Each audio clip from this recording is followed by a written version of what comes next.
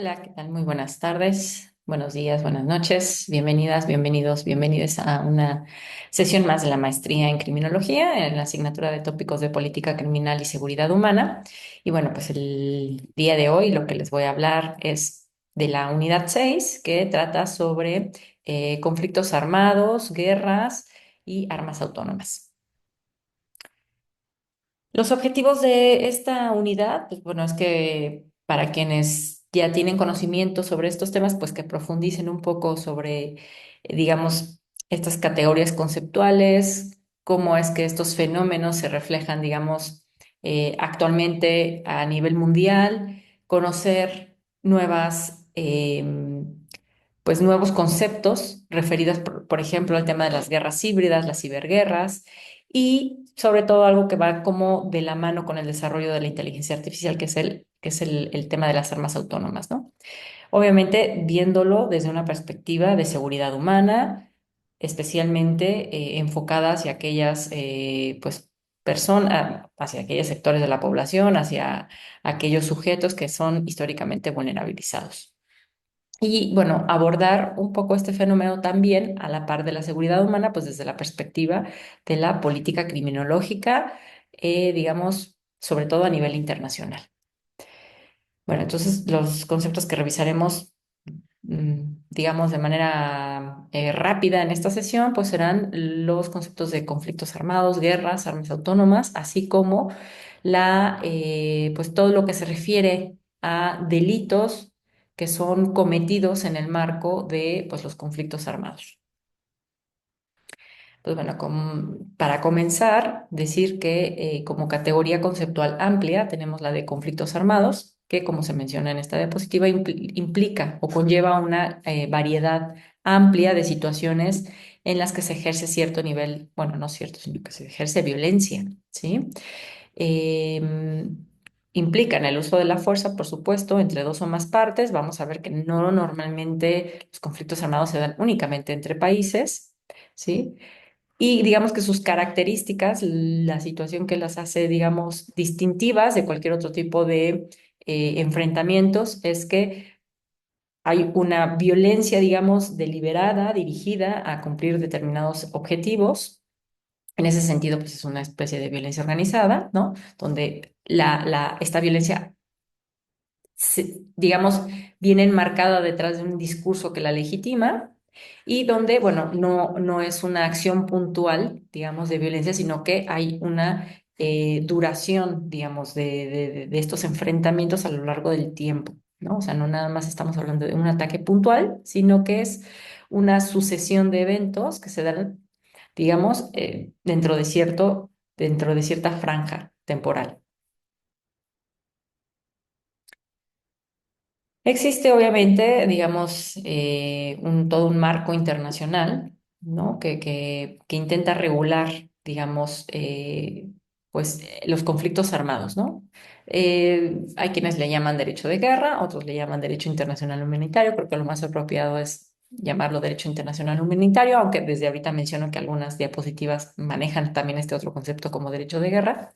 Y bueno, es el conjunto de reglas que se han dado los países, que han reconocido eh, diversas jurisdicciones y que lo que intentan hacer es regular precisamente, pues, diversas casuísticas que se dan en el marco de los conflictos armados, sean nacionales o internacionales, sobre todo con el ánimo de que se establezca un piso mínimo de respeto a los derechos humanos de las personas que viven y conviven en esas jurisdicciones.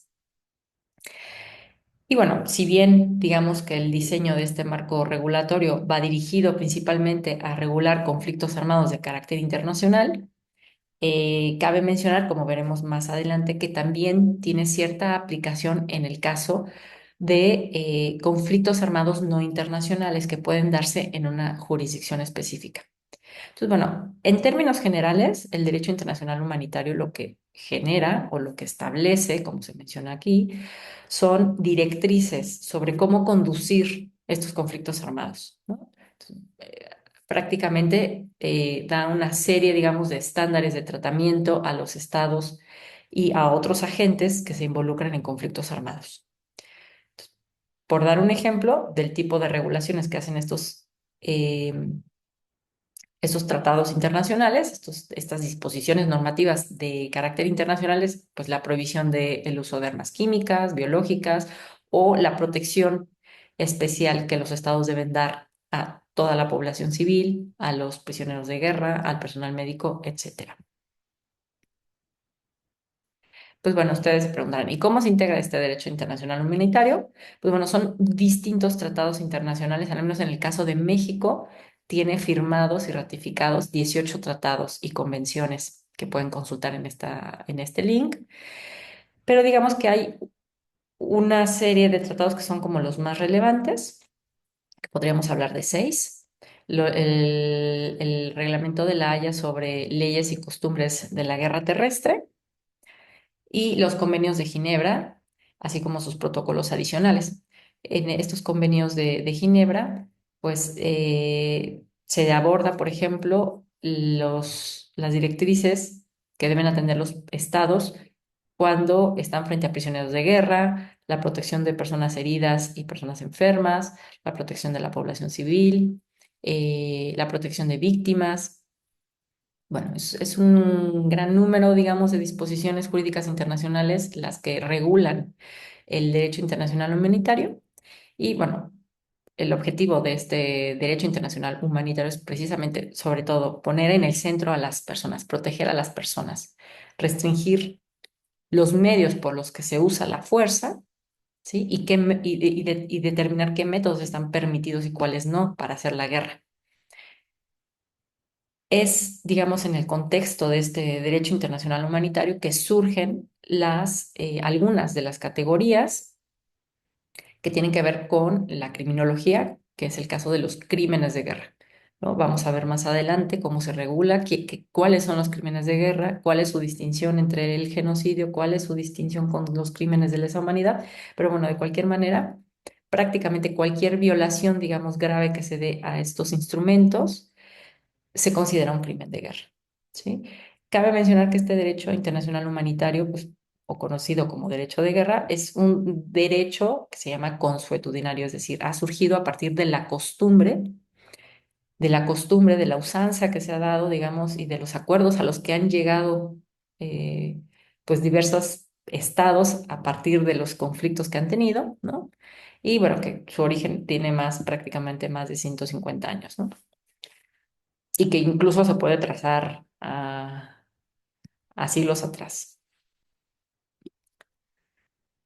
Bueno, utilizando precisamente el derecho internacional humanitario como punto de partida para exponer este tema, es que podemos usar, digamos, una clasificación muy básica de los conflictos armados en dos. Aquellos conflictos armados internacionales, ¿sí? Que podríamos llamar, veremos más adelante, que pueden entenderse como guerras convencionales, ¿no? Aquellos conflictos que se dan entre dos o más países bueno, son como, digamos, los enfrentamientos clásicos que pueden traer detrás de sí estar motivados por factores diversos, ¿no? Pero también están los conflictos armados no internacionales, es decir, aquellos que se dan únicamente dentro de una jurisdicción y que implican, digamos, el enfrentamiento entre el gobierno y algún grupo armado, alguna guerrilla, alguna milicia, eh, y que efectivamente no trasciende fuera de las fronteras de un estado. Entonces, bueno, dentro de los conflictos armados internacionales veremos más adelante cuáles son los que están, digamos, vigentes en el 2024, pero para poner un ejemplo, ¿no? Lo que pasa hoy día en la Franja de Gaza, el conflicto entre Palestina e Israel, el conflicto entre Rusia y Ucrania desde el 2022. Y a nivel interno o no internacional, pues tenemos, por ejemplo, todo el conflicto que generó las Fuerzas Armadas Revolucionarias de Colombia desde el siglo pasado digamos, las consecuencias que siguen habiendo hoy día, ¿no? Incluso dentro de los conflictos armados no internacionales podría entrar esta clasificación o este concepto que se ha dado en los últimos años y que algunos de ustedes usan en sus investigaciones o en sus proyectos de intervención, el de las guerras criminales, ¿no? Que pueden entenderse como estos conflictos en donde obviamente es, digamos, un enfrentamiento por un lado, entre el Estado, ¿no? Con grupos de criminalidad organizada transnacional o guerras entre estos mismos grupos que se están peleando, digamos, el control territorial, ¿no? Y están luchando precisamente en este proceso de sustitución del Estado, están luchando por ser, digamos, el grupo hegemónico, el que controle, ¿no? No nada más territorialmente, sino también económica y socialmente.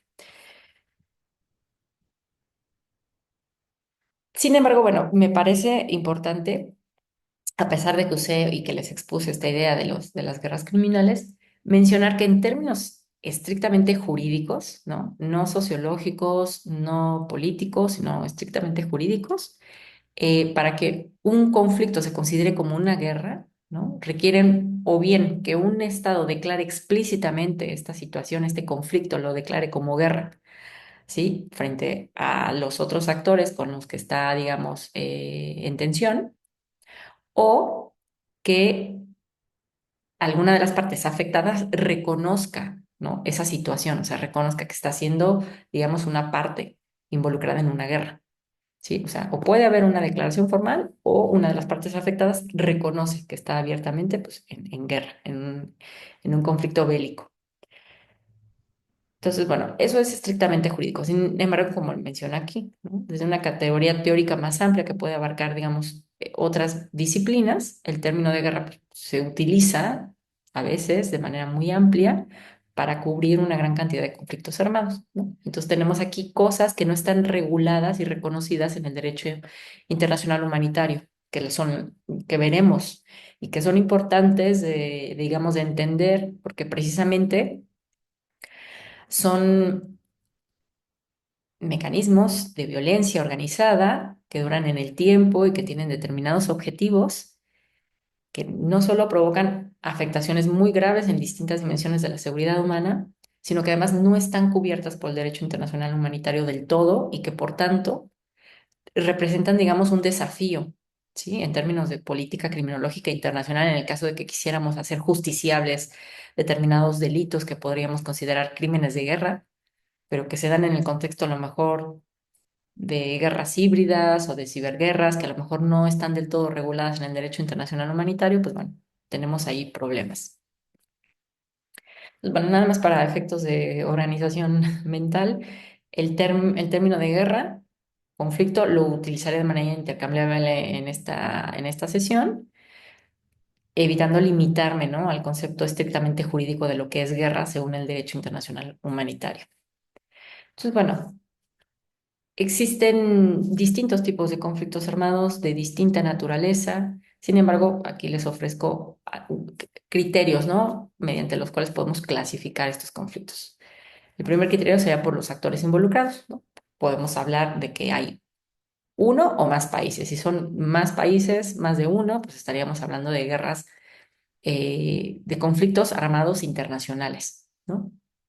Sin embargo, si nada más es un país el que está involucrado y son actores dentro de esa jurisdicción los que están, digamos, o luchando por el poder o intentando eh, imponer determinado régimen, etcétera, serían conflictos no estatales, ¿no? Veremos más adelante estos conceptos de guerra proxy, etcétera. Luego, también en los últimos años, prácticamente a partir del siglo XXI, ¿no? Vimos o nos enfrentamos a la posibilidad de que se declaren guerra contra determinados grupos, ¿no? No necesariamente contra países, que fue lo que ocurrió tras la caída de las Torres Gemelas en el 2001 y que Estados Unidos declaró la guerra contra el terrorismo. Entonces, bueno, ahí fue directamente no contra Estados, aunque esa guerra contra el terrorismo abrió la puerta para que hiciera la guerra en países, ¿no? Como Irak, como Afganistán, etcétera, pero de todos modos mantuvo esta idea de ir contra el terrorismo, contra determinados grupos. Entonces, bueno, ahí se aperturó la idea de las guerras contra los grupos.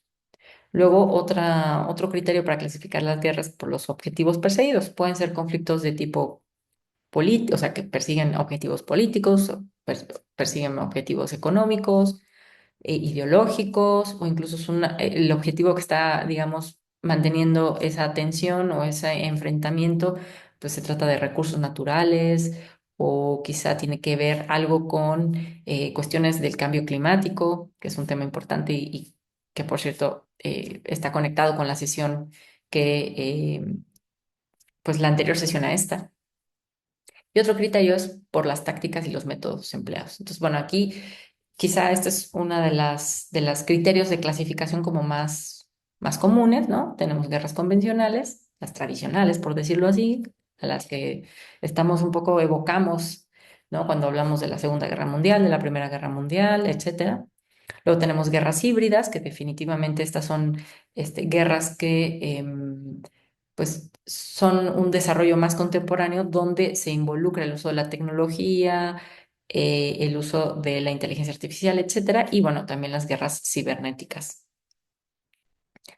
A partir de aquí vamos a comenzar a revisar algunos conceptos importantes para efectos de que ustedes puedan distinguir, ¿no? Estamos frente a guerras convencionales cuando, bueno, como se menciona aquí, son conflictos armados o pueden ser internacionales o nacionales, ¿no?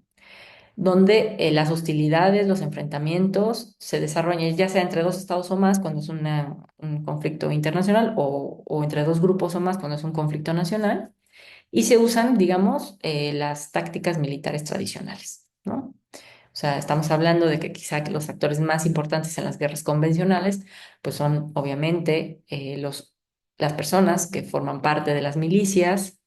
Evidentemente estamos hablando de determinado tipo de armamento, ¿no? De determinadas capacidades, etcétera. Todo el sistema de defensa, etcétera.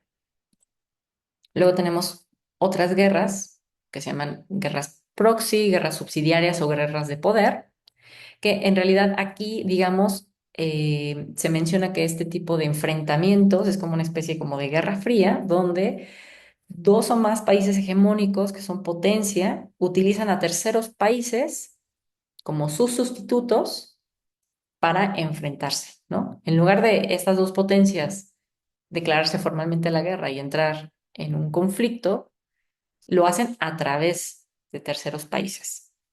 Entonces, bueno, digamos que estas grandes potencias se involucran directamente en los conflictos que tienen terceros países para a su vez atacarse indirectamente, ¿no? Que bueno, es algo muy común hoy día, ¿no?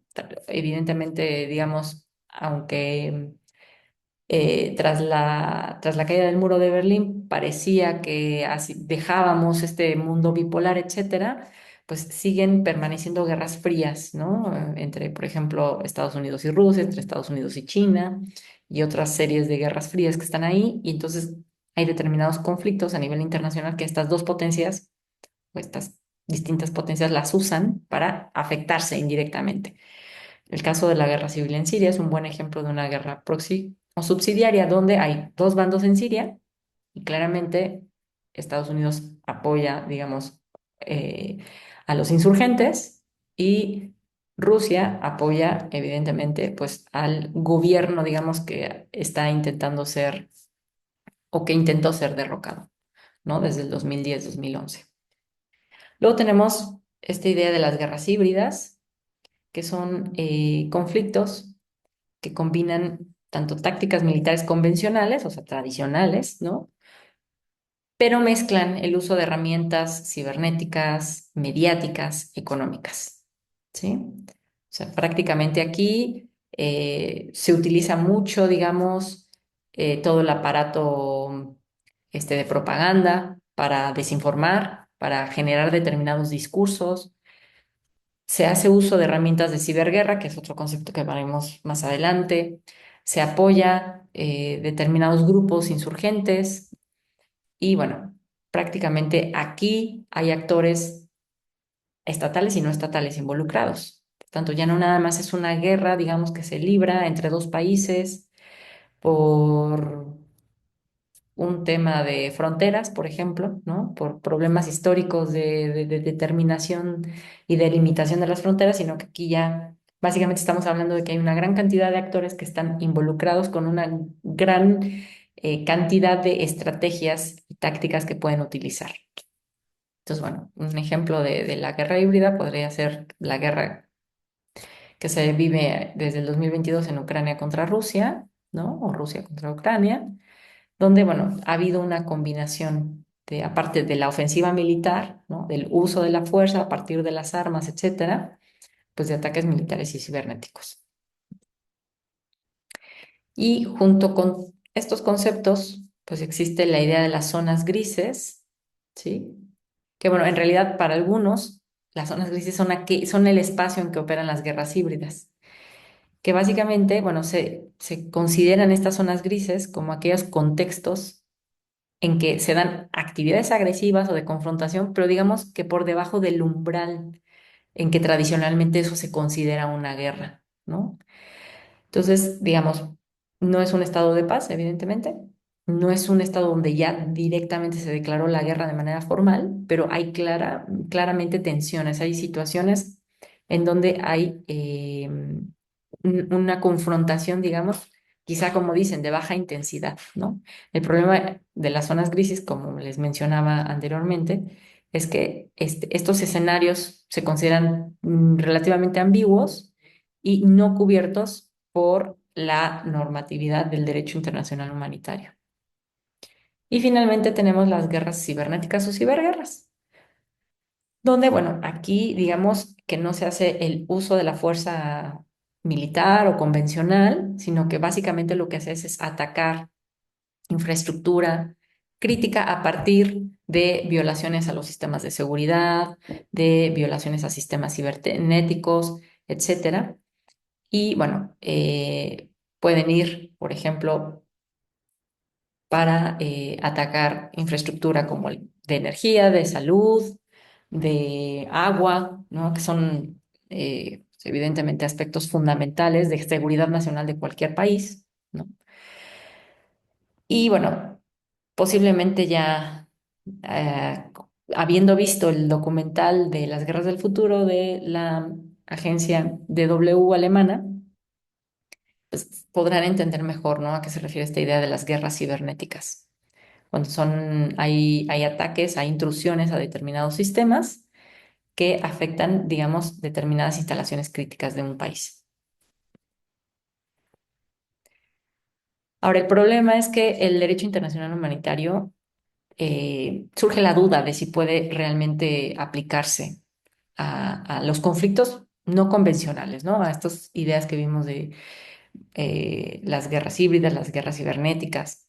Bueno, un poco como desglosando, en primer lugar, en el caso de las guerras civiles, es decir, aquellas que se consideran como conflictos armados no internacionales y que están dentro, geográficamente dentro de las jurisdicciones, dentro de las fronteras de un país, pues sí son cubiertos por por el derecho internacional humanitario.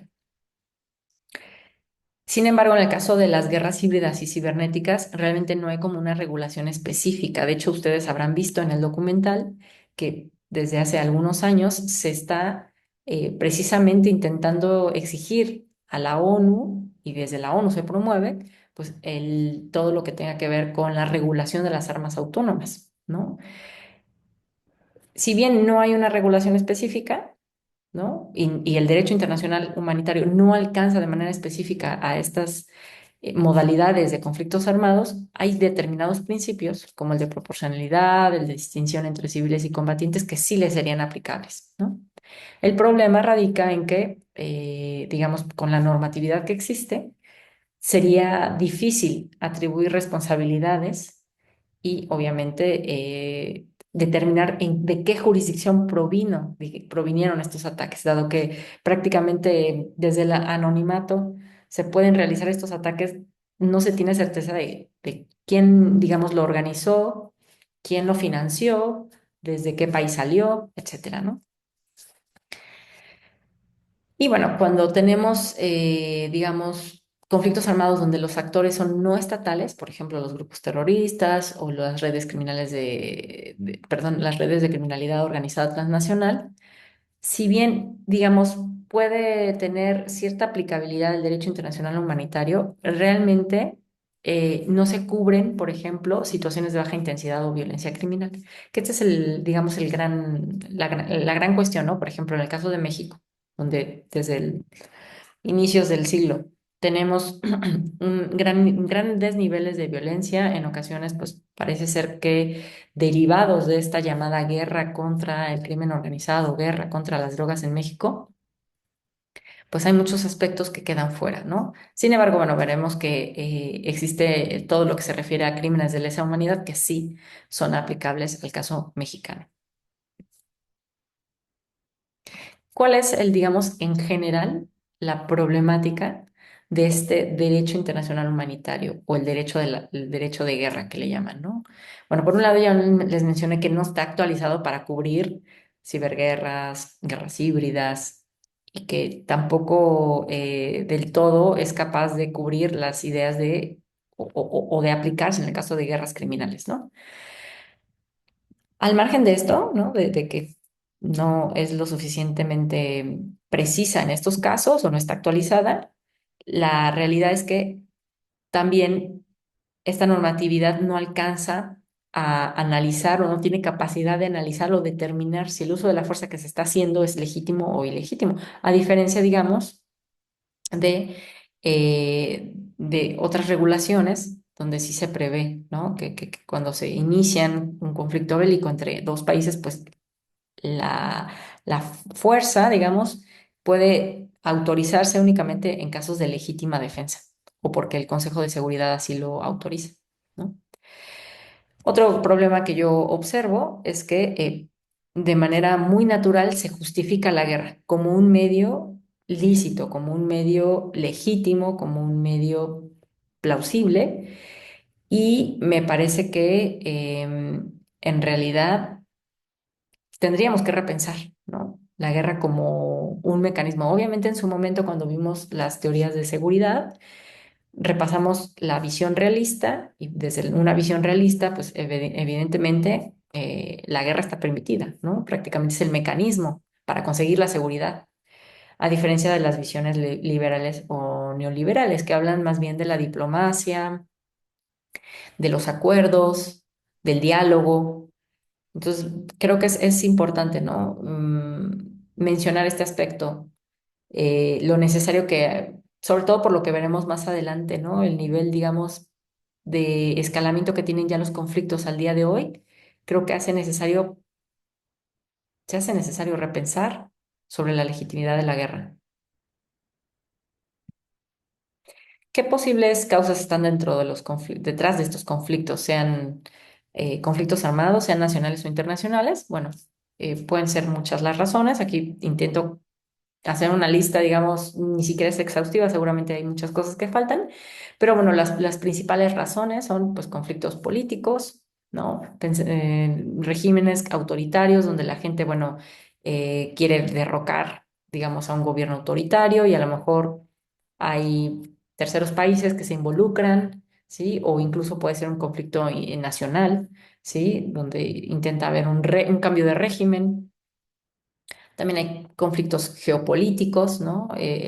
Un poco la idea que les mencionaba de las guerras proxy, ¿no? De esta idea de que cuando los países lo que buscan es mantenerse hegemónicos, pues bueno, también, ¿no? Hay muchos conflictos que lo que buscan es eso, que prevalezca la hegemonía de algunos países. También tenemos causas históricas, culturales, el hecho de, por ejemplo, el no reconocimiento de determinada frontera, ¿no? Que las delimitaciones de las fronteras no han sido aclaradas entre dos países que colindan, conflictos por motivos étnicos, incluso, bueno, esto se mezcla un poco con los conflictos ideológicos y religiosos.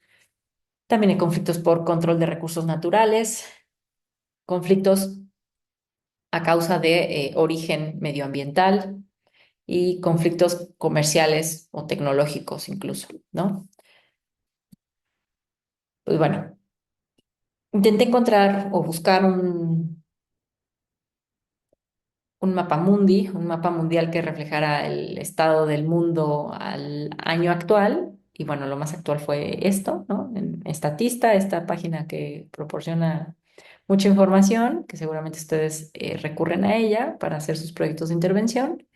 Pues bueno, no encontré la gráfica actualizada del 2024, pero bueno, se refiere a, reporta, ¿no? Con color rojo aquellos países que tienen enfrentamientos, ¿no? Sea a nivel internacional o estatal.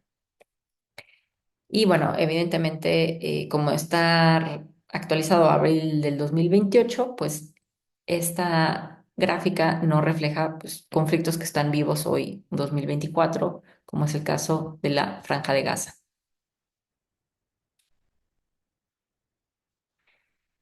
Sin embargo, bueno, no sin embargo, sino más bien, creo que para precisar un poquito más sobre cómo estamos en el 2024 en términos de conflictos armados, pues bueno, de acuerdo con el Índice de Paz Global, ¿no? Que es como una organización internacional que se encarga de, pues, de generar información, estadísticas, hacer informes eh, sobre el estado del mundo en términos de paz, ¿no?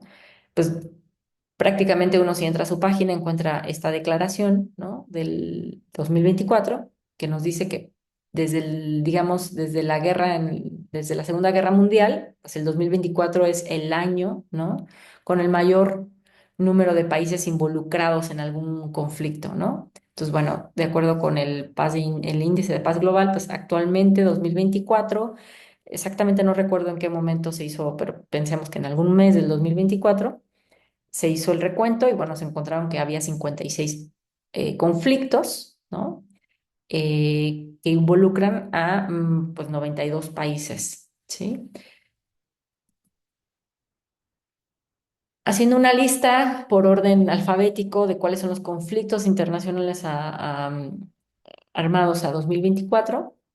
Pues tenemos Afganistán, Armenia, Azerbaiyán, el Sahel, que veremos más adelante, involucra a tres países africanos, Etiopía, la guerra, digamos, de Israel-Palestina y cómo esto ha derivado en una guerra ampliada que Israel ha mantenido contra Hezbollah y que ha, digamos, prácticamente involucrado tensiones pues ataques, ¿no? A Irán, a Líbano, el caso de Myanmar o Birmania, el conflicto en la República Democrática del Congo, el conflicto de Siria, el conflicto en Sudán, el conflicto en Ucrania, el conflicto en Yemen.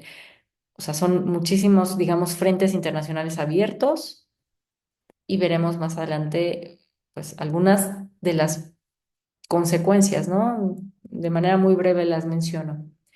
Conflictos armados no internacionales, pero que están, digamos, siendo observados, que sabemos que tienen efectos bastante negativos sobre la población que vive en estos países. Pues tenemos Camerún, Filipinas, Haití, Libia, Mozambique, la región de Cachemira, Nigeria, Somalia, Venezuela.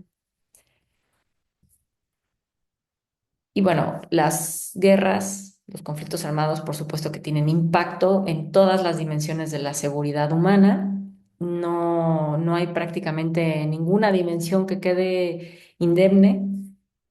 En el caso, por ejemplo, de la seguridad alimentaria, pues bueno, para empezar, a partir de, digamos, del conflicto entre Palestina e Israel, pues la ONU está hablando de que la hambruna se está usando como un nuevo método de guerra.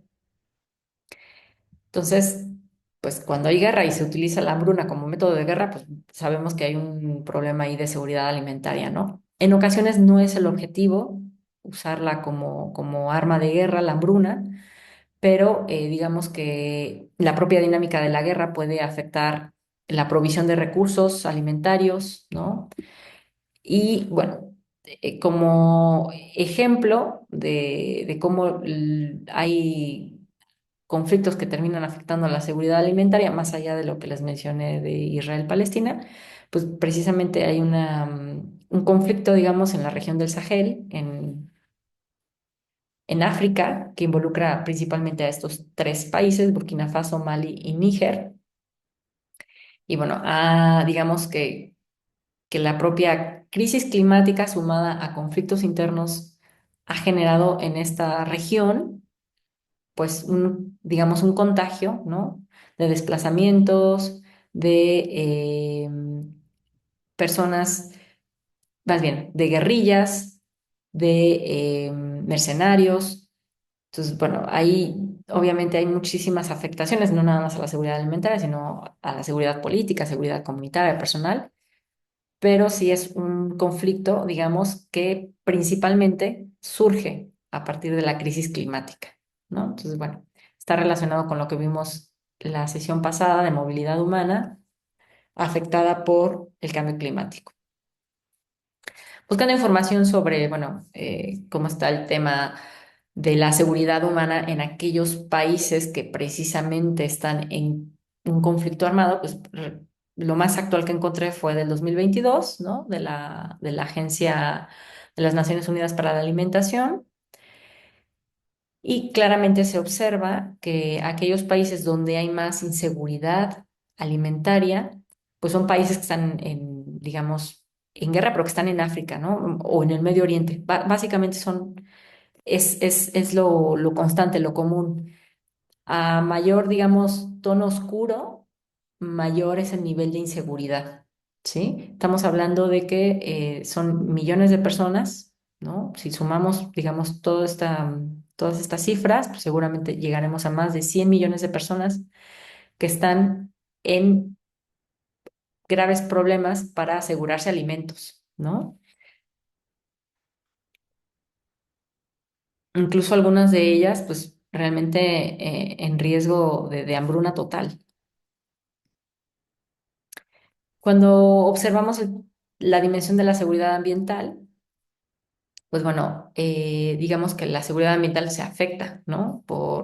No solo por los conflictos armados, sabemos también que hay, digamos, criminalidad ecológica, etcétera, pero bueno, digamos que consecuencias de este tipo de guerras o bueno, de los conflictos es que puede haber destrucción de ecosistemas, ¿no? Y que esta destrucción tenga impacto en comunidades, pues que son históricamente vulnerables. Aquí hay un ejemplo de lo que ocurre en Venezuela, sí, desde el 2016, debería de decir ahí 2016, donde, bueno, el gobierno de Nicolás Maduro dio a empresas concesiones mineras en 112.000 kilómetros cuadrados para que se explotara legalmente algunos recursos minerales y estas concesiones pusieron en riesgo 5 parques nacionales, ¿no? El problema es que digamos, estas concesiones, que son hasta cierto punto legales para ciertas empresas, han hecho que a la par se estén pues aglutinando otra serie de efectos, ¿no? O problemas, como la presencia de mafias, la presencia de mineros ilegales, se combina con el tema de las carteles de drogas, ¿no? Y bueno, evidentemente se van concatenando ahí problemas de criminalidad, ¿no? Varios problemas de criminalidad que se suman, digamos, al problema de algunos conflictos, en este caso sería en Venezuela, los conflictos internos, políticos. Estamos viendo seguridad ambiental, ¿no? Entonces, bueno, aquí de acuerdo con la Agencia de las Naciones Unidas para los Refugiados, la ACNUR, con información al 2023, pues nos presenta una gráfica, un mapa mundial, donde precisamente permite observar varias cuestiones al mismo tiempo. Por un lado, zonas en conflicto, que son las que están marcadas, digamos, con líneas diagonales en color rojo.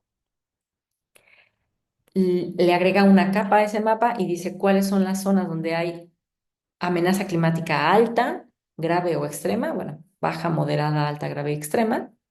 Y además refiere cuáles son las regiones donde hay población desplazada, donde ha llegado población que ha sido desplazada. Dependiendo, digamos, del tamaño o del diámetro del círculo, pues es evidentemente un mayor número de personas desplazadas, ¿no? Entonces, bueno, si buscamos los grandes desplazamientos, pues evidentemente encontraremos en el caso de América, encontraremos que México tiene una gran cantidad de desplazados internos, mucha gente llega siendo desplazada a los Estados Unidos. Venezuela ha generado o es una de las regiones donde se ha dado muchos desplazados, obviamente África, el Medio Oriente y en Europa han llegado una gran cantidad de personas que han sido desplazadas. No hay como regiones del mundo que se salven totalmente, ¿no? O sea, prácticamente podemos encontrar pequeñas circunferencias en en la mayoría de los países. Entonces, bueno, parece ser que es una realidad hasta cierto punto compartida, pero en algunos lugares se da con mayor intensidad. Luego la seguridad comunitaria pues también es afectada, ¿no? Evidentemente, no solamente por las guerras que pueden darse a nivel interno entre estas redes transnacionales de criminalidad organizada, sino también por conflictos étnicos, por conflictos religiosos, por conflictos ideológicos, donde hay determinadas comunidades las que son atacadas, ¿no? Por la manera como piensan, por las religiones que profesan. Y bueno, esto tiene obviamente un resquebrajamiento del tejido social. Como conflicto, digamos, que cabe mencionar en este caso, pues la persecución de los Rohingya en Myanmar o en Birmania, ¿no? Que prácticamente fue algo que ocurrió la década pasada, ¿no? 2016-2018. Estamos hablando de que incluso hay, bueno, lo mencioné igual la sesión pasada, ¿no? Hay trámites o hay procesos penales internacionales abiertos por este caso, digamos, que está siendo considerado como un genocidio.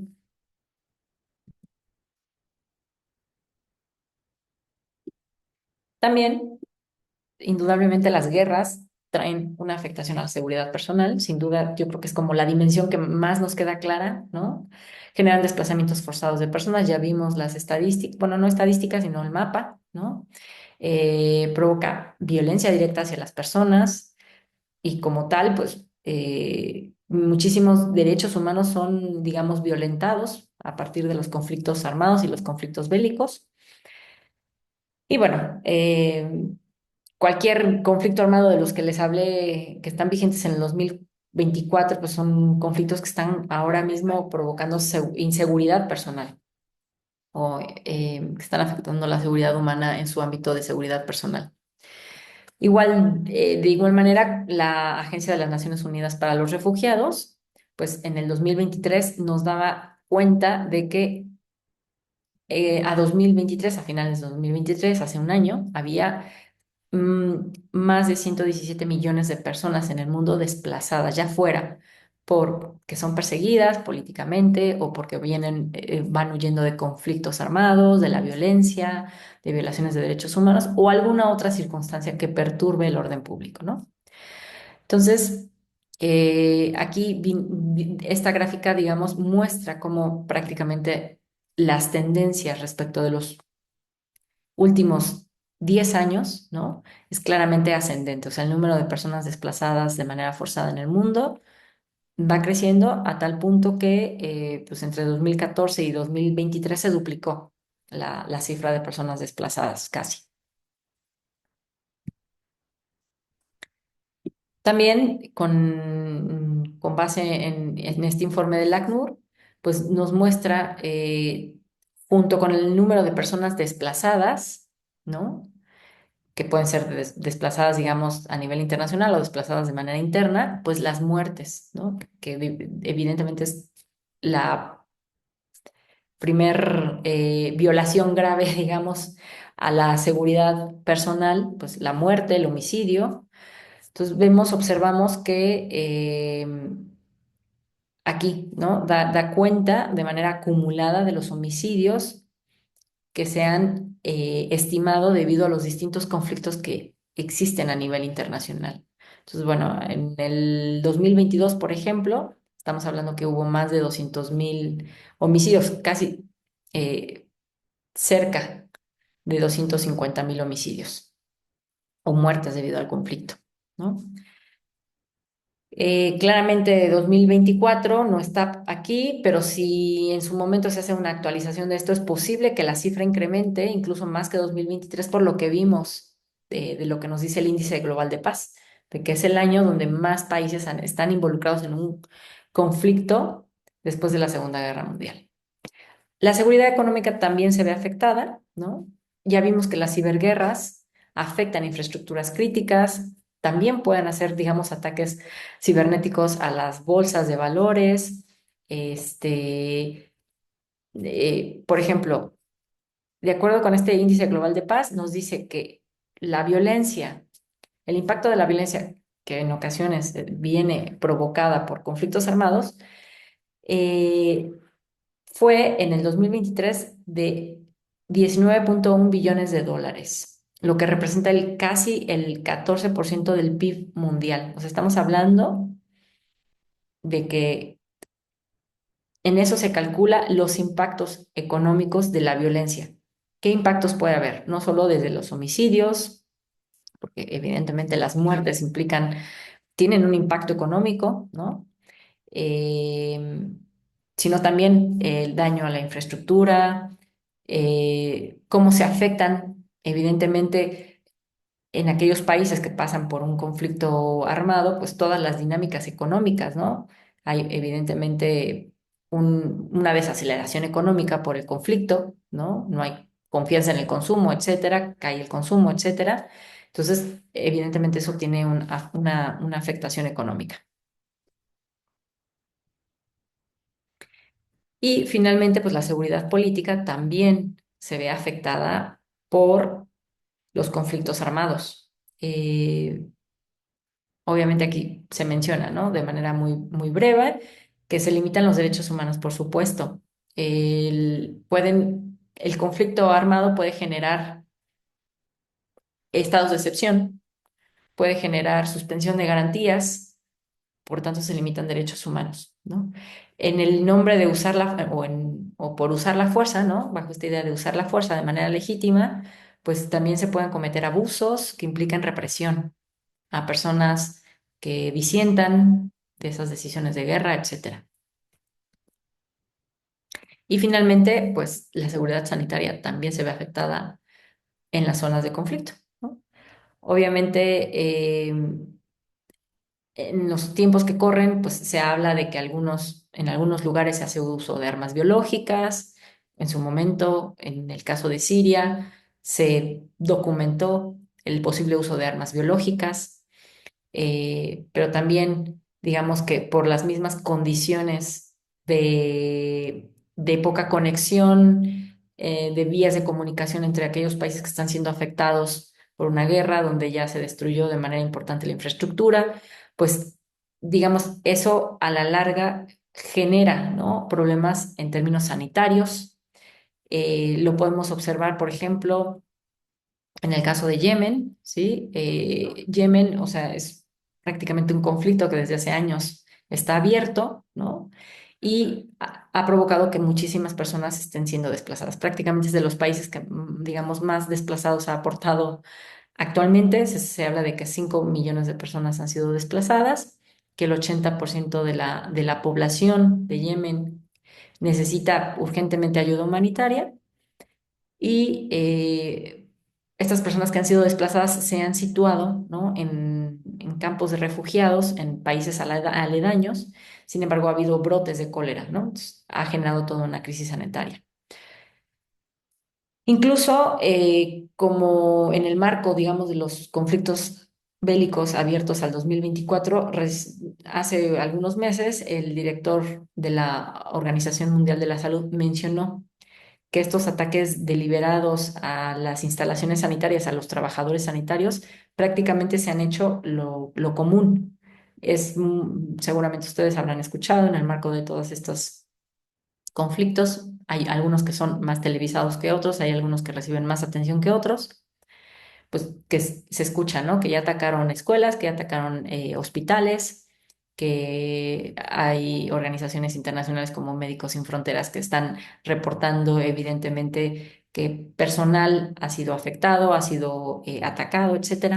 Entonces, bueno, por ejemplo, en los primeros 4 meses del 2024 se registraron, o la OMS registró cerca de 300 ataques directos contra personal sanitario o infraestructura dentro de estos países que están, digamos, en conflicto, ya sea nacional o internacional. Y bueno, finalmente voy a abordar el tema de las armas autónomas, que, bueno, si ustedes vieron el documental de la DOW sobre las guerras del futuro, pues quizá ya están más familiarizados con este tema. mencionar que también hay otro documental de la DW que me parece que es interesante, que habla sobre las ciberguerras, que complementa muy bien este primer documental. Y bueno, ¿qué son las armas autónomas? Pues básicamente son aquellos dispositivos que operan, ¿no? En un contexto de guerra sin que haya una intervención humana directa, sin que uno realmente controle, ¿no? El problema y los retos, por un lado, los retos éticos que plantea es si las personas, si las máquinas, perdón, pueden decidir sobre la vida humana. Eso es un reto ético importante a determinar de cara a la regulación de las armas autónomas. Sin embargo, digamos que aspectos muy importantes que tenemos que observar dentro del tema de las armas autónomas, pues es la cuestión de los hackeos, ¿no? Que se pueden hacer a los sistemas. Entonces, el riesgo que se correría, digamos, de que estas armas autónomas que no requieren, digamos, de la intervención humana, pues para ser operadas tras una violación a la seguridad, ¿sí?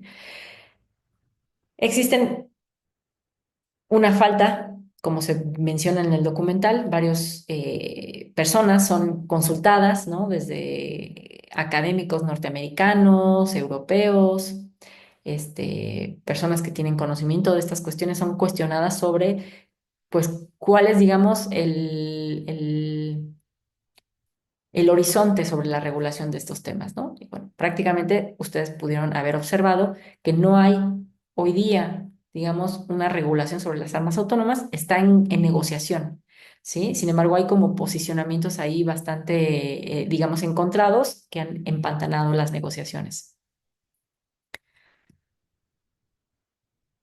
De hecho, existe, ¿no? O sea, tanto llamamientos desde la Organización de las Naciones Unidas como algunos países, sobre todo del sur global, países africanos, latinoamericanos, que se han pronunciado abiertamente porque se regulen las armas autónomas, pero pues han encontrado con la resistencia de países como Estados Unidos, China y Rusia para que esto sea realidad. Que no es menor, son países hegemónicos, como veremos, o quizá ustedes ubican, pues son países que forman parte del Consejo de Seguridad de las Naciones Unidas y que son, pues hasta cierto punto, pues las principales potencias, ¿no? Al margen de las armas autónomas, bueno, más bien como no al margen, sino en paralelo al tema de las armas autónomas, no podemos desdeñar que pues están ya de por sí, pues esta idea de las armas que son operadas por los humanos, ¿no? ¿Y qué tanto existe una carrera armamentística, tanto de armas autónomas como armas convencionales? Pues prácticamente hay algunas personas que hablan de que sí existe una carrera armamentística, de qué países son los que logran tener, digamos, un mejor sistema de defensa, mayor arsenal, etcétera. Se observa mediante el aumento al gasto militar que pareciera que existe un rearme, ¿no?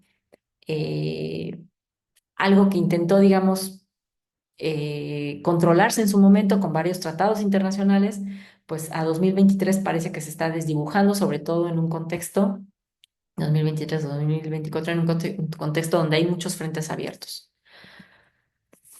A partir del balance militar que ofrece una institución, bueno, es una instancia internacional que realiza estos estudios y los elabora de manera anual. Bueno, al que tuve acceso, el más actualizado al que tuve acceso fue el del 2023, con información del 2022, y nos dice que, bueno, Estados Unidos es el país que de manera más importante es el top que gasta, ¿no? En términos de defensa. Es el que destina más presupuesto a nivel mundial para cuestiones de defensa. El que le sigue, pues, a 2022 es China, en tercer lugar Rusia, pero bueno, si ustedes, por ejemplo, comparan, y creo que esto es muy revelador, ¿no? El caso de Estados Unidos con todos los otros 15 países que están en el top, o bueno, 14, pues verán que en realidad esos 14 países sumando su presupuesto, pues rebasan por 100 billones de dólares a Estados Unidos, ¿no? Esta es otra manera de presentar la información, es estatista, también, este es a 2020, ¿no? Pero prácticamente nos dicen el porcentaje Interno Bruto, perdón, el porcentaje del Producto Interno Bruto que cada país destina, ¿no? Entonces, bueno, el país, digamos, que quizá destina más Producto Interno Bruto a su defensa, pues de acuerdo con esta información sería Arabia Saudita, ¿no?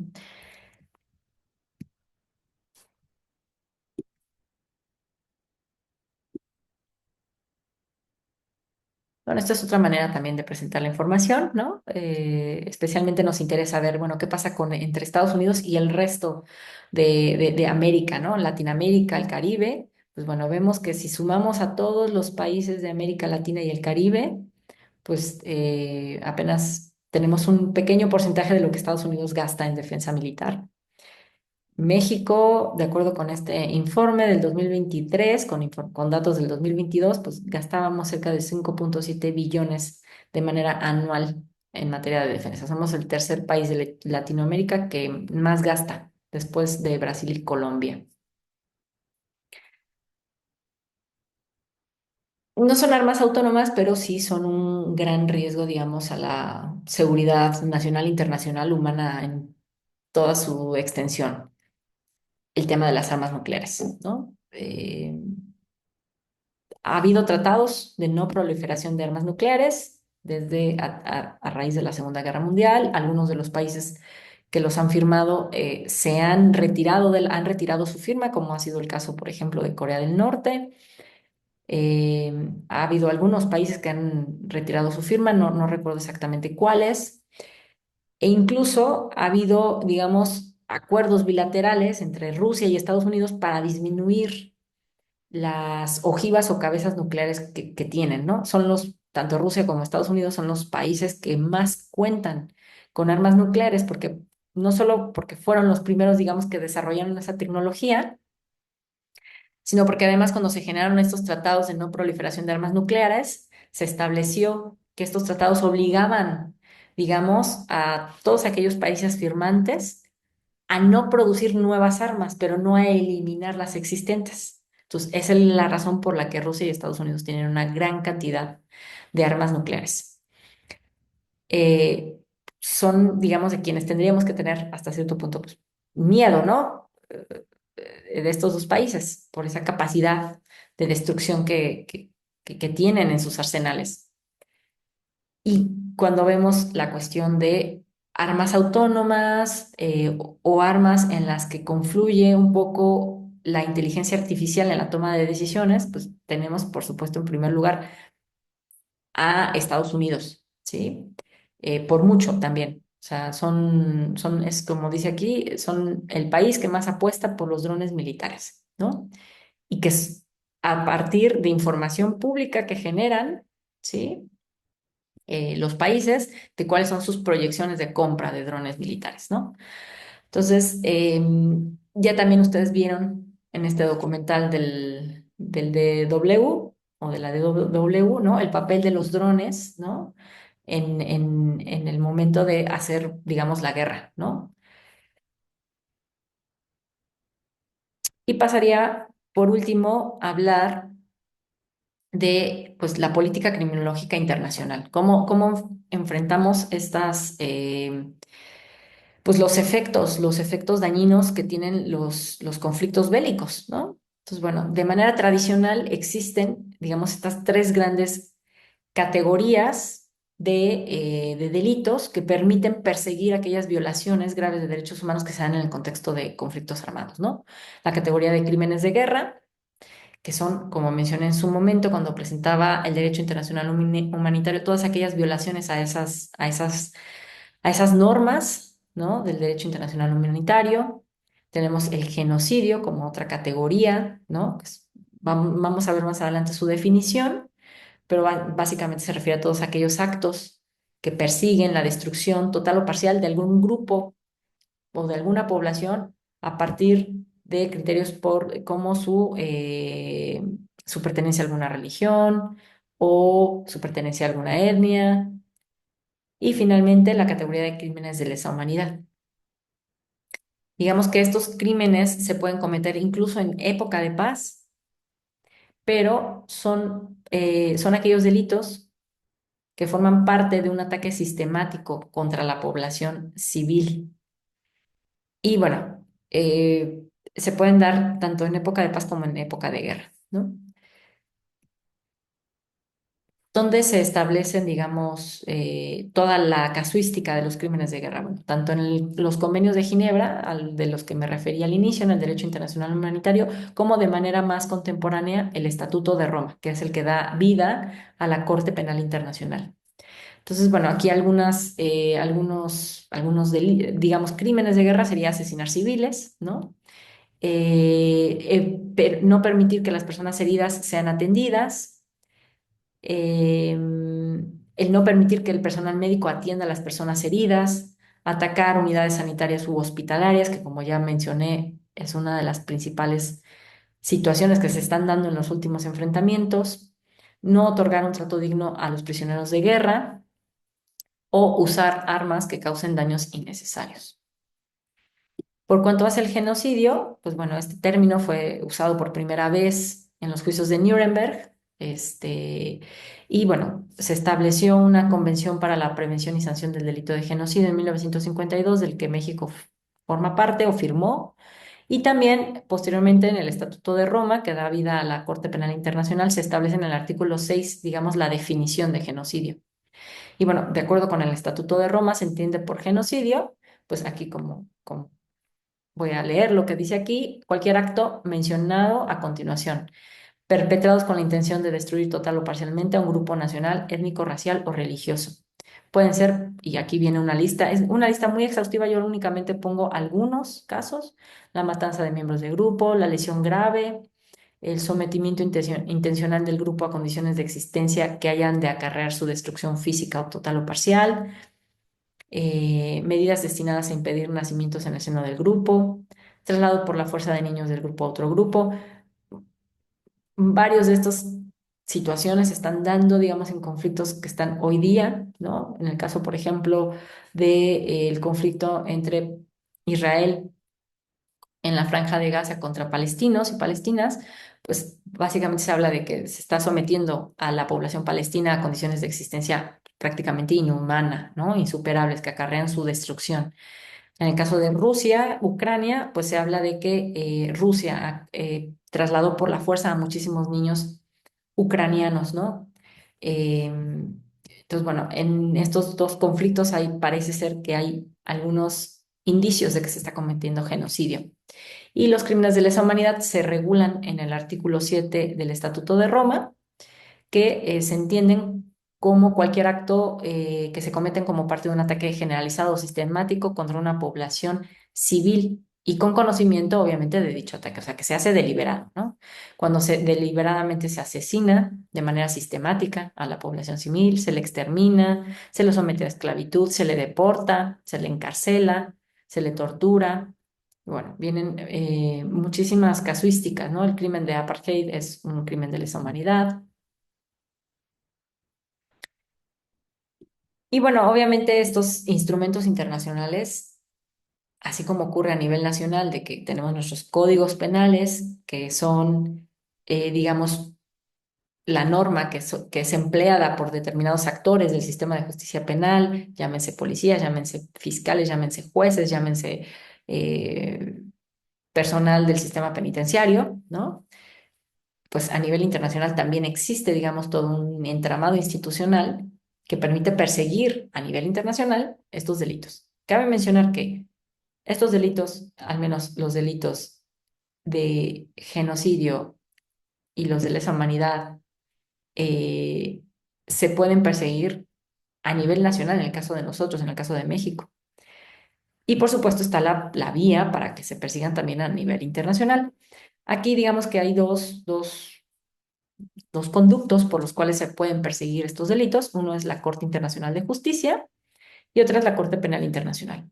La Corte Internacional de Justicia juzga a estados, condena a estados, algo así como hace la Corte Interamericana de Derechos Humanos, y la Corte Penal Internacional juzga a personas, juzga específicamente a individuos. Bueno, en el caso de la Corte Internacional de Justicia, pues tiene su sede en La Haya, ¿sí? es prácticamente el tribunal principal de las Naciones Unidas y conocen de estos litigios cuando un Estado parte lo hace saber, cuando lo solicita un Estado, ¿no? Entonces, tanto, digamos, las sentencias no pueden apelarse y en teoría, si un Estado no quiere cumplir con la sentencia, pues el Consejo de Seguridad puede obligarle. ¿Cuál es el problema del Consejo de Seguridad para obligar al cumplimiento de sentencias? Es que, pues, tenemos integrado el Consejo de Seguridad por países hegemónicos que normalmente son países que están en conflicto entre ellos, ¿no? Y que a través de las guerras proxy o de las guerras subsidiarias, pues buscan mantener, digamos, su posición geopolítica hegemónica.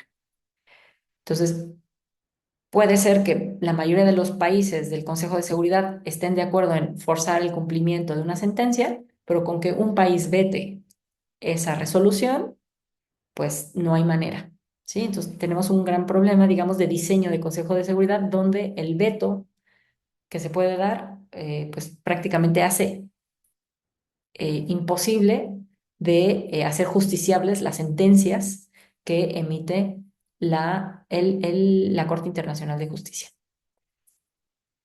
Un ejemplo, ¿no? De cómo se ha activado en el caso de Palestina e Israel esta instancia, bueno, pues fue Sudáfrica quien inmediatamente a inicios del conflicto, cuando inició recién en noviembre del año pasado, no sé si fue octubre o noviembre, discúlpenme, pues fue Sudáfrica quien denunció inmediatamente por la posible comisión de genocidio, ¿no?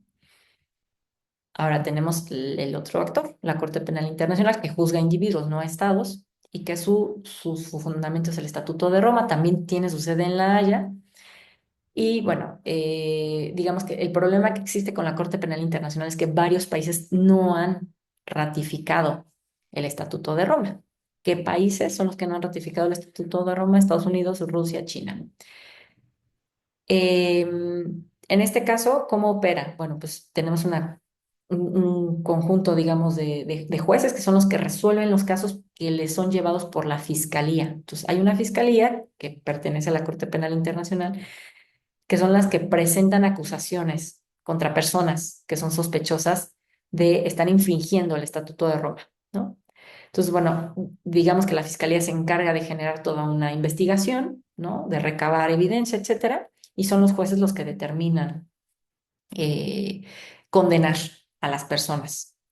Entonces, bueno, dentro de las resoluciones condenatorias, pues puede haber desde penas de prisión hasta reparaciones, ¿no? Que se ordenen reparaciones. Entonces, bueno, en el marco, digamos, de lo que está ocurriendo en estos últimos días, pues habrán escuchado posiblemente que la Corte Penal Internacional ordenó el arresto de Benjamín Netanyahu, el primer ministro de Israel, por crímenes de guerra y de lesa humanidad. No por el caso de genocidio, pero sí por crímenes de guerra y de lesa humanidad. Entonces, bueno, evidentemente aquí el problema es que cómo podría llevarse a cabo el arresto. Claramente en Israel no se va a proceder a arrestar al primer ministro, o sea, únicamente procedería si el primer ministro viaja a algún país que tenga firmado el Estatuto de Roma y que en una acción de colaboración, pues arreste, ¿no? al primer ministro. Pero claramente teniendo ya este aviso de la orden de arresto, pues seguramente el primer ministro no hará viajes a países donde han dicho abiertamente que atenderían esta orden de arresto. Entonces, bueno, con esta idea cierro la sesión. Fue una sesión relativamente rápida, quizá con muchos temas, así como muy vistos por encima. La idea es que si ustedes tienen interés de ver más información al respecto, pues bueno, he dejado información en el campus virtual, algunas lecturas, una en español, otra en inglés. Si les interesa profundizar aún más, con mucho gusto les puedo ofrecer algún otro tipo de recurso. Pues bueno, con esto termino la sesión de hoy. Ya únicamente nos restaría una última unidad y con eso daríamos por concluido pues este ciclo, este primer semestre de la maestría. Pues bueno, muchísimas gracias, agradezco que me hayan escuchado y pues nos vemos la siguiente sesión. Gracias, que estén muy bien.